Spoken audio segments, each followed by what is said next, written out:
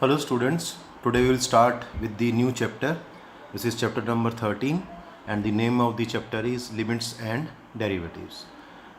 सबसे पहले हम करेंगे लिमिट्स क्या है, तो इसके लिए हमें कुछ कॉन्सेप्ट करना पड़ेगा पहले. देखिए, consider the function f(x) is equal to x square minus 4 by x minus 2. At x is equal to 2 it assumes the form 0 by 0. देखिए, अगर इस फंक्शन की हम वैल्यू निकालते हैं एक्स इक्वल टू 2 पे, तो जैसे मैंने इसको 2 पुट किया तो ये देखिए 2 का स्क्वायर माइनस 4 0 हो जाएगा और नीचे भी 0 आ जाएगा. तो ये एक फॉर्म बनेगी 0 by 0 फॉर्म, जिसको हम कहते हैं इनडिटर्मिनेट फॉर्म. तो ये वैल्यू क्या है ये किसी को नहीं पता, तो इसलिए इसको बोलते हैं इनडिटर्मिनेट फॉर्म. और इसको इस तरह से लिख सकते हैं F of 2 equal to 0 by 0. तो अब क्या करें, इसका क्या मतलब है. लेकिन हाउ एवर अगर हम x को ये समझ लें कि ये 2 नहीं है, if x is not equal to 2 then क्या होगा, इसको हम फैक्टराइज करेंगे x minus 2 into x plus 2 by x minus 2. दोनों कैंसिल हो जाएंगे फैक्टर, तो एफ की वैल्यू आ जाएगी x प्लस 2. लेकिन तभी पॉसिबल है जब x की वैल्यू 2 नहीं है. इसका मतलब अगर x की वैल्यू 2 नहीं है, उसके आसपास है, थोड़ी कम है थोड़ी ज़्यादा है, जैसे 2.0001 और दूसरी 1.9999 इस तरह से, तो तब हम इस फंक्शन की वैल्यू को फाइंड कर सकते हैं. तो क्या होगा, therefore when x is close to 2 then we can find the value of f(x). तो अगर x की वैल्यू 2 के आसपास है लेकिन एग्जैक्टली 2 नहीं है, तो अब हम इसकी वैल्यू फाइंड कर पाएंगे.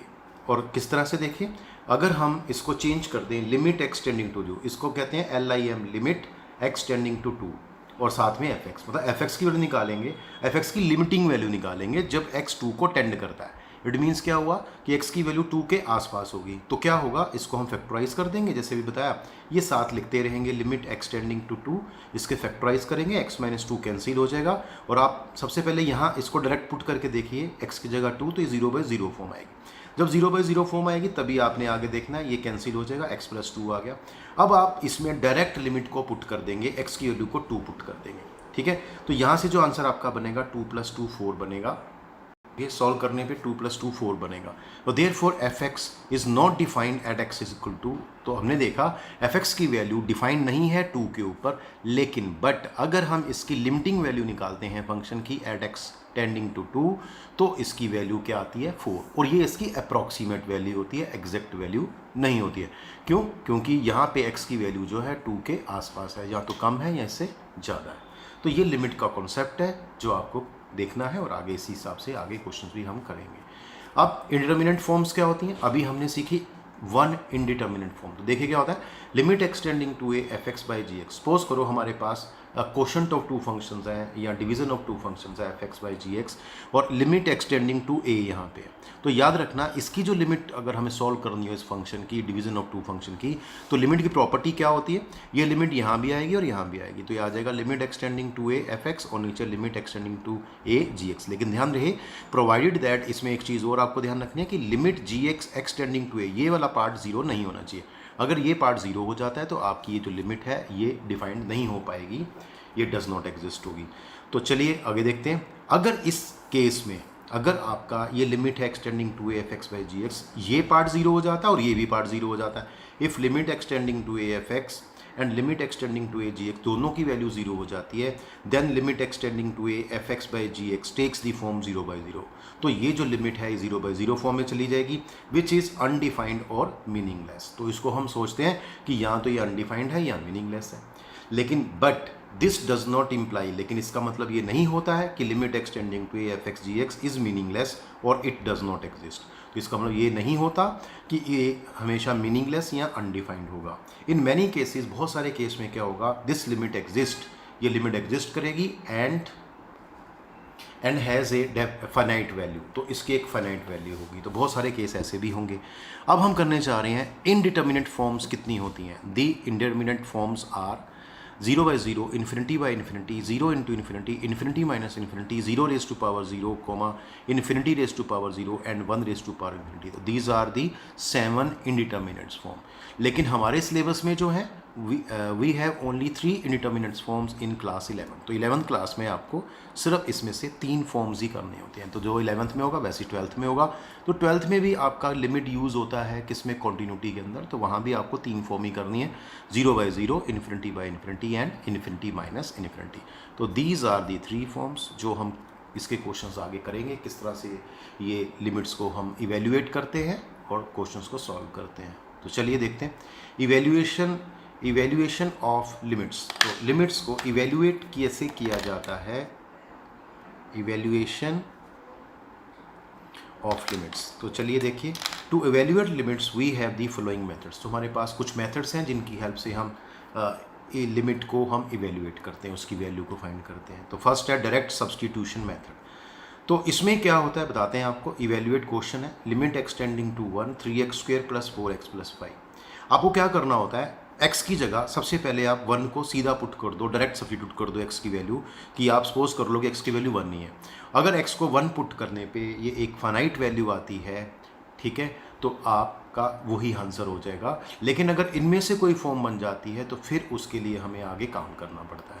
तो डायरेक्ट सब्स्टिट्यूशन मेथड वो होता है जब x की जो वैल्यू यहाँ दी होती है उसको डायरेक्ट पुट करने पे आपका आंसर एक फाइनाइट आ जाए या वो लिमिट एग्जिस्ट कर जाए, तो वही उसका आंसर हो जाता है। फॉर सोल्यूशन के तौर पे देखिए, limit x tending to 1 3x² + 4x + 5। जैसे ही मैं x की वैल्यू यहाँ पुट करता हूँ तो मुझे एक फिक्स्ड आंसर मिलता है, एक फाइनाइट आंसर मिलता है। तो बस लिमिट को हम ऐसे सॉल्व कर देंगे डायरेक्ट सब्स्टिट्यूशन मेथड से। तो हम क्या करेंगे, x की जगह 1 पुट कर देंगे। इसको लिखना नहीं है, आप सिंपली कह सकते हैं अप्लाइंग दी लिमिट, इतना लिख सकते हैं। तो जैसे ही आप इसमें x के लिए 1 पुट करेंगे, सॉल्व करेंगे, तो आंसर आपका 12 आ जाएगा। तो ये जो मेथड है डायरेक्ट x की वैल्यू पुट करने का, इसको बोलते हैं डायरेक्ट सब्स्टिट्यूशन मेथड। और ये तब लगाना चाहिए जब x की वैल्यू ये जो नंबर दिया है पुट करने पे वो इनमें से कोई फॉर्म ना लेता हो। चलिए और देखते हैं कैसे ही question. Evaluate limit extending to 2x² - 4x / x + 3, यहाँ ब्रैकेट लगा लेते हैं। तो देखिए solution, limit extending to 2x² - 4 / x + 3। और इसमें भी हम देख पा रहे हैं कि अगर x को हम 2 पुट कर देते हैं यहाँ पे, अगर x की वैल्यू को हम यहाँ 2 पुट करेंगे और फिर इसको अगर हम सॉल्व करके देखेंगे तो ये 0/5 आएगा और आंसर 0 जो एक फाइनाइट वैल्यू होगा। इसलिए हम इसको डायरेक्ट सब्स्टिट्यूशन मेथड से कर पाएंगे, क्योंकि इसमें से ये कोई फॉर्म नहीं बनती है। जब ऐसी कोई फॉर्म बनती है तब हमें आगे कुछ काम करना होता है, अदरवाइज हम हर क्वेश्चन में डायरेक्ट सब्स्टिट्यूशन मेथड का ही यूज़ करते हैं। तो इसमें भी हमने देखा इसमें से कोई फॉर्म नहीं है, इसलिए हमने x की वैल्यू 2 पुट कर दी, सॉल्व करके जो आंसर आएगा यही हमारा इस लिमिट का आंसर हो जाएगा। One more question, evaluate limit extending to 0 √1 + x + √1 - x / 1 + x। आप इसको भी हम सॉल्व करते हैं। देखिए इसमें भी हमने क्या किया, x को 0 पुट करके देखा। तो आप देखेंगे जब x को हम 0 पुट करते हैं तो ये भी 0/0 या इंटरमीडिएट फॉर्म में से नहीं बनता है, तो हम सीधा ही पुट कर सकते हैं x की वैल्यू को 0। तो इसको लिख देंगे आप अप्लाइंग द लिमिट और सीधी वैल्यू पुट कर देंगे x की वैल्यू 0। तो इसको सॉल्व करने पे आएगा √1 + √1 दैट इज़ 1 + 1/1, दैट इज़ कितना हो गया 2। तो देखिए आपके पास सिंपल एक फाइनाइट आंसर मिल जाता है। इसलिए इस क्वेश्चन को करते हैं डायरेक्ट सब्स्टिट्यूशन मेथड से। तो चलिए अब हम शुरू करते हैं फैक्टराइजेशन मेथड।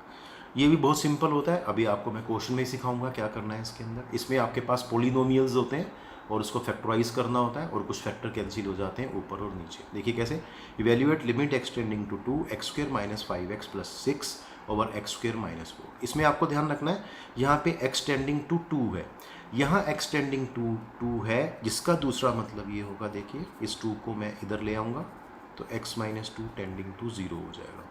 ठीक है, अगर मैं इस क्वेश्चन को लेके चलूँ, देखो ये मैंने लिख लिया और आपने रफ में क्या काम करना है, x की जगह 2 डाल के देखना है। तो x को 2 पुट करने पे देखिए 0/0 फॉर्म आती है, करके देखिए, पुट करके देखेंगे आप, ये 0/0 फॉर्म आएगी।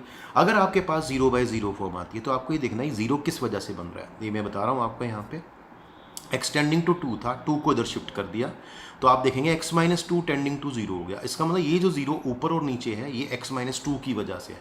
तो अगर इस फैक्टर को कैंसिल कर दिया जाए ऊपर नीचे, it means we are removing the form 0/0। तो क्वेश्चन ईजी हो जाएगा।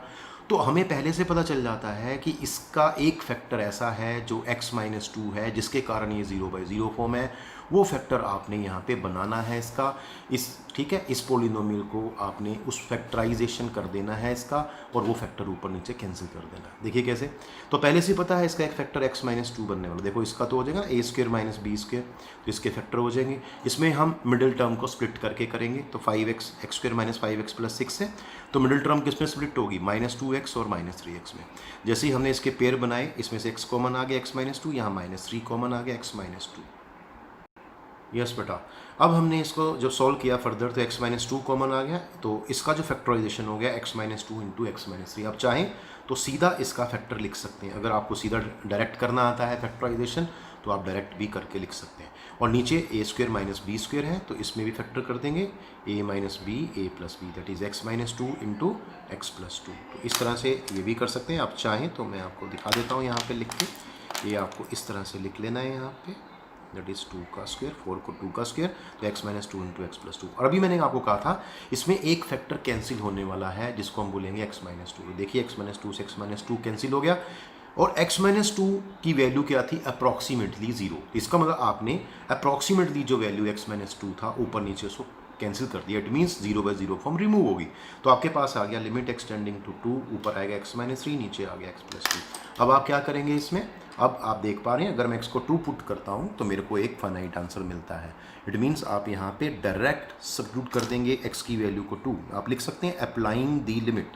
तो देखिए यस बेटा, तो जैसे ही आपने लिमिट को अप्लाई किया ये आएगा 2 minus three over 2 plus two, solve करने पर ये माइनस वन बाई फोर बनेगा। और लास्ट में आप लिख देना देयरफॉर, जो हमने लिमिट सॉल्व की है, limit extending to 2 x square minus 5x plus 6 over x square minus 4, इसकी जो वैल्यू हमने फाइंड की है that is minus one by four. तो आपने देखा जीरो बाई जीरो फॉर्म थी, फिर भी इसका एक फाइनाइट आंसर आया। तो ऐसा नहीं होता कि हमेशा ये डज नॉट एग्जिस्ट होगा।